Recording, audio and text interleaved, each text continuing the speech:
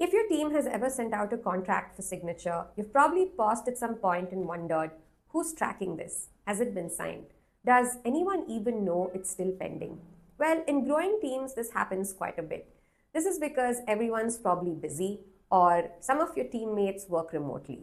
And slowly you'll start to see that important contracts lose visibility. In this video, we'll take a look at a simple way to keep everyone in the loop on contract status. Let me introduce you to Spaces. Spaces are collaborative workspaces that give right people visibility to the right contracts. Instead of contracts living with just one owner, Spaces let entire teams and stakeholders stay updated on the status of the contract without oversharing. This way, anyone who's a part of the space can see which contracts have been sent, what stage they are in, are they expiring soon, are they pending or completed, and what actions are remaining. This creates transparency, accountability, and alignment, especially for contracts that matter across teams. Spaces are completely flexible and subjective to your needs. You can create them based on department, create spaces like HR, legal, or sales. You can create them by project, maybe by region, or any other structure that makes sense for you and your team. Once you decide who needs visibility to the space, setting it up takes about just a minute. Here's a quick note, only users with the organization owner permission can set up spaces. Now, let me guide you to the steps to set up spaces for your team. The first step is to invite users to your organization. To get started, click on your profile icon here and go into Organization Settings. Here you'll have a tab for users. Click on it. If you've already added or invited users, they'll be available in a list like this. If you want to invite a new user, click on the Invite User button. Once you click this, it'll open up a modal like this, where you can enter the details of the invitee, like their email address, and assign a relevant role to them.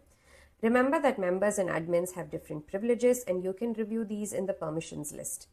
Once the invitee accepts your invite, their name and email address will be available for you to add them to Spaces.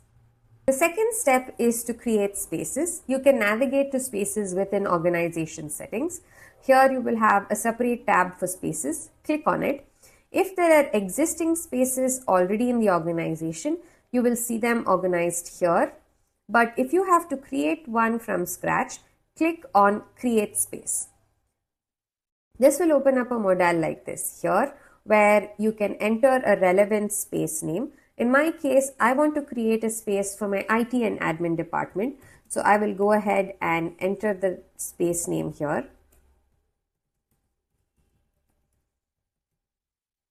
And you have the option to add users here.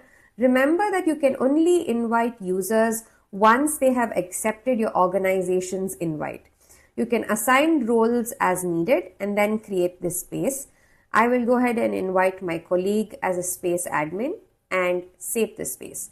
Now a space would have been created.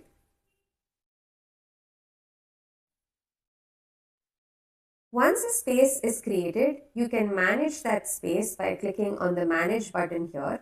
This will allow you to see who is a part of the space and the role in which they are participating in the space. You can add multiple users at once in a space. This makes it easy for you to scale access as your team grows. Last and final step is using spaces. So after you've created a space, it appears right here in your home screen dropdown. You can navigate to the space that you've created by just clicking on it. Now, for example, let me navigate into legal space. So if you want to initiate a signature request from within the legal space, you can navigate to the legal space so that only members within the legal workspace can see that particular transaction and that particular contract status. This means that there is shared visibility to the legal team, along with built-in guardrails that only people in the legal team get to see what's happening in the legal space. Additionally, you will notice there are two other default spaces.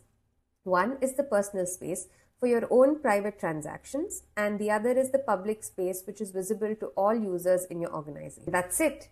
You've learned what spaces are. They are a way to make sure that your team and the stakeholders always know what's happening on a contract without having to chase updates in an email thread or chat messages.